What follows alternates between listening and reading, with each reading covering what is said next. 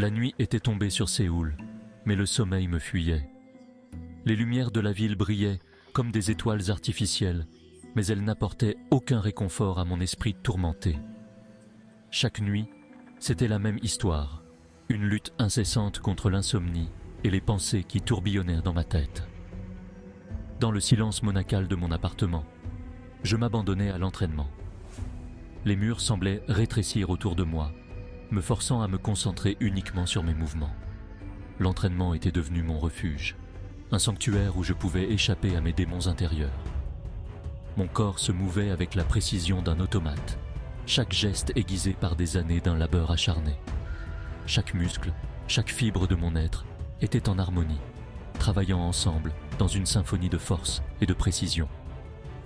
C'était comme si mon corps avait été programmé pour ces mouvements, une machine de guerre perfectionnée. L'air vibrait autour de moi, saturé de l'énergie de mon champ de force invisible. Coups, parades, esquives s'enchaînaient. Chaque mouvement créait une onde de choc invisible, une preuve tangible de l'énergie que je canalisais. C'était une danse mortelle, une chorégraphie de destruction et de défense. Chaque mouvement était calculé, létal. Rien n'était laissé au hasard. Chaque coup porté avait un but, chaque parade une intention. C'était une science, une forme d'art, où la moindre erreur pouvait être fatale. Mais dans cette précision, je trouvais une étrange forme de liberté. Mon épée fendait l'air, laissant dans son sillage des traînées de lumière spectrale. Ces traînées étaient comme des fantômes de mes attaques, des échos lumineux de ma détermination. L'épée était une extension de moi-même, une partie intégrante de mon être. Jun-Hyuk ne combattait pas un adversaire de chair et d'os, mais ses propres limites. Chaque session d'entraînement était une bataille contre ses faiblesses, une guerre intérieure qui ne connaissait ni trêve ni répit. Il savait que, pour protéger ceux qu'il aimait, il devait d'abord conquérir ses propres peurs. Il s'entraînait à maîtriser la téléportation spatiale, cette faculté unique qui faisait de lui un guerrier à part. La téléportation n'était pas seulement un moyen de déplacement, mais une arme en soi. Elle lui permettait de frapper et de disparaître, de se déplacer comme une ombre insaisissable. Un éclair argenté, et je disparaissais, me fondant dans l'obscurité comme un spectre. C'était une sensation étrange, comme si le monde entier se déformait autour de moi, pour réapparaître un instant plus tard à quelques mètres de là. Chaque téléportation était un test de ma volonté et de ma concentration. Il fallait une précision absolue pour ne pas se retrouver désorienté, ou pire, coincé entre deux dimensions. La sueur me coulait dans le visage, mais je ne cédais pas à la fatigue. Chaque goutte de sueur était un témoignage de mon dévouement, une preuve de mon engagement à devenir plus fort. La fatigue était une ennemie que je refusais de laisser gagner. Je repoussais mes limites, encore et encore, chaque mouvement me rapprochant un peu plus de la perfection. C'était un chemin solitaire, mais nécessaire. Chaque douleur, chaque courbature était un pas de plus vers mon objectif ultime. Car j'avais conscience que dans ce monde impitoyable, seule la force pouvait me garantir la survie, à moi et à ceux qui me sont chers. La force n'était pas seulement une question de muscles, mais de volonté, de détermination. Et je savais que tant que je continuerais à m'entraîner, je serais prêt à affronter n'importe quel défi, à protéger ceux que j'aime contre toutes les menaces. Le champ de force vibrait autour de moi, une aura d'énergie palpable. Je fermais les yeux, me concentrant sur les sensations qui parcouraient mon être. La chaleur du pouvoir qui bouillonnait en moi, le frisson de la téléportation imminente. J'inspirais profondément, puis expirais lentement, canalisant mon énergie. L'espace se déformait autour de moi, obéissant à ma volonté. Je visualisais le point d'arrivée, quelques mètres devant moi, et me laissais aspirer par le vide. Un éclair, et il était là. Pas de vertige, pas de désorientation, juste la satisfaction glaciale d'un mouvement parfaitement exécuté. J'enchaînais les téléportations, mon corps se déplaçant à une vitesse invisible à l'œil nu. Je dansais avec le vide, me jouant des lois de la physique. Chaque mouvement était fluide, précis, létal. J'étais un prédateur dans son élément, invisible et intouchable. L'aube pointait à peine lorsque Jun-Hyuk mit un terme à son entraînement. Le ciel se teintait de nuances rosées, annonçant une nouvelle journée pleine de promesses et de défis. Son corps était las, mais son esprit était aiguisé comme une lame. Chaque goutte de sueur était une preuve de sa détermination inébranlable. Il prit une douche rapide, l'eau froide chassant les dernières traces de fatigue. L'eau glacée était son rituel quotidien, un rappel de la discipline qu'il s'imposait. En enfilant mon costume, je me regardais dans le miroir. Chaque matin, ce moment était une introspection, une évaluation de l'homme que je devenais. Un homme ordinaire, en apparence. Mais je savais que l'apparence pouvait être trompeuse. Mais derrière ce masque de normalité se cachait un guerrier. Un guerrier forgé par les épreuves et les sacrifices. Un homme prêt à tout pour protéger les siens. Chaque décision, chaque action était guidée par cet impératif. Un homme hanté par un passé douloureux, mais déterminé à se battre pour un avenir meilleur. Les cicatrices de son passé étaient des leçons gravées dans sa chair. Jun-Hyuk quitta son appartement, prêt à affronter une nouvelle journée. Chaque matin, il se préparait mentalement à affronter les défis qui l'attendaient. Une journée qui, il le sentait, ne ressemblerait à aucune autre. Il leva les yeux vers le ciel, cherchant des réponses dans l'immensité bleue. Il rejoignit le parc voisin, son refuge au cœur de la jungle urbaine. Ce parc était plus qu'un simple espace vert. C'était un sanctuaire où il pouvait se ressourcer. Là, il entama sa routine d'exercices matinaux. Chaque mouvement était une danse, une symphonie de force et de grâce. Des mouvements fluides, inspirés des arts martiaux traditionnels. Force, souplesse, endurance. Ces exercices étaient une méditation en mouvement, un moyen de trouver l'équilibre intérieur. Jun-Hyuk repoussait ses limites physiques, préparant son corps aux épreuves à venir. Chaque jour, il devenait un peu plus fort, un peu plus résilient, prêt à affronter tout ce que la vie lui réservait.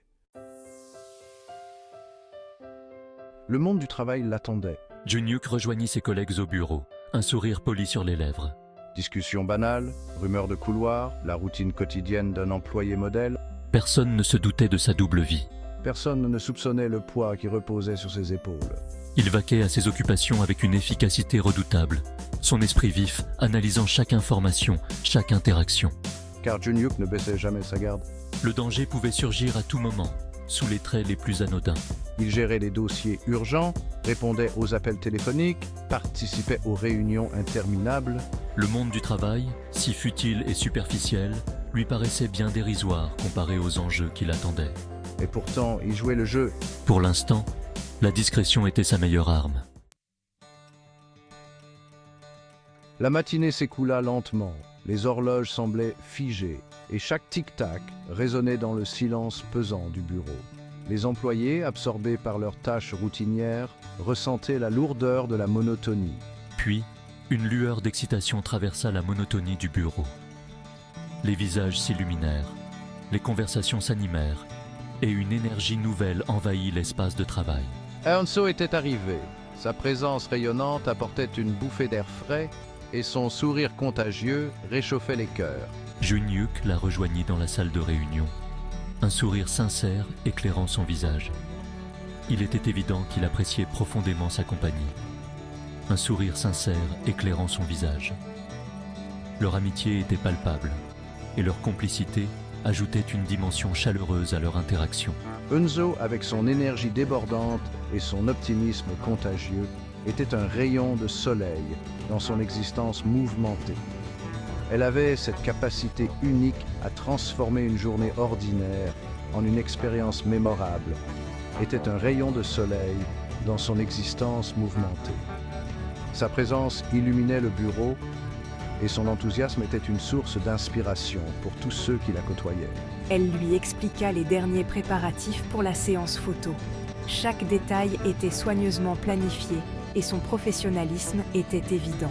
Une association de patients atteints de narcolepsie souhaitait organiser une séance photo pour sensibiliser le public à leur maladie.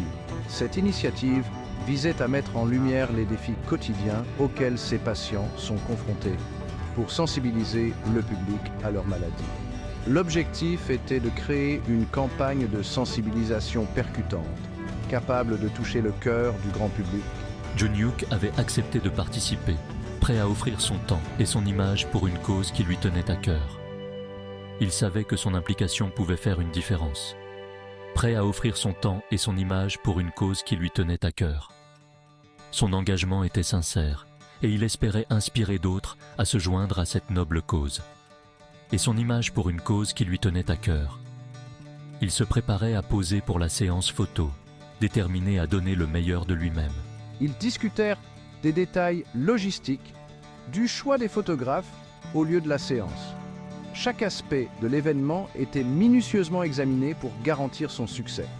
Au lieu de la séance, les photographes se préparaient, ajustant leurs équipements et repérant les meilleurs angles pour capturer des images poignantes.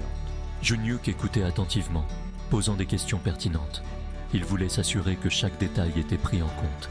Il était déterminé à ce que cet événement soit un succès pour l'association, pour UNCO et pour toutes les personnes touchées par cette maladie invalidante. Sa détermination était palpable et il était prêt à tout pour atteindre cet objectif. Et pour toutes les personnes touchées par cette maladie invalidante, l'événement promettait d'être un moment fort, un témoignage de solidarité et de soutien envers ceux qui luttent quotidiennement contre la narcolepsie. Le studio photo vibrait d'une énergie particulière. Des familles entières étaient réunies, leurs visages marqués par l'inquiétude, mais éclairés par un espoir fragile. Des enfants jouaient joyeusement, inconscients du combat que menèrent leurs parents au quotidien. Junhyuk se sentait mal à l'aise sous les projecteurs. Lui, le guerrier des ombres, exposé ainsi à la vue de tous. Mais il se ressaisit rapidement. Aujourd'hui, il n'était pas là pour lui, mais pour apporter un peu de réconfort à ces familles qui luttaient contre la maladie. Il prit la pause, un sourire encourageant aux lèvres, aux côtés des patients et de leurs proches. Chaque photo était un témoignage de courage, de résilience, de solidarité. Junhyuk sentait le poids des regards qui se posaient sur lui. Des regards chargés d'espoir, d'admiration, de gratitude. La journée touchait à sa fin. La séance photo avait été un succès, laissant derrière elle une vague d'espoir et d'optimisme. Junhyuk rentrait chez lui, épuisé mais satisfait. Il avait accompli son devoir, non pas en tant que guerrier, mais en tant qu'être humain.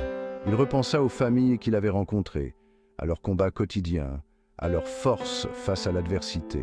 Leur courage lui donnait la force de continuer, de se battre pour un monde meilleur. Un monde où la maladie et la souffrance n'auraient plus leur place. Mais Junhyuk le savait, le repos serait de courte durée. Demain, il devrait de nouveau endosser son rôle de protecteur, affronter les dangers qui menacèrent son monde. Il ferma les yeux, se préparant mentalement aux épreuves à venir. La bataille était loin d'être terminée.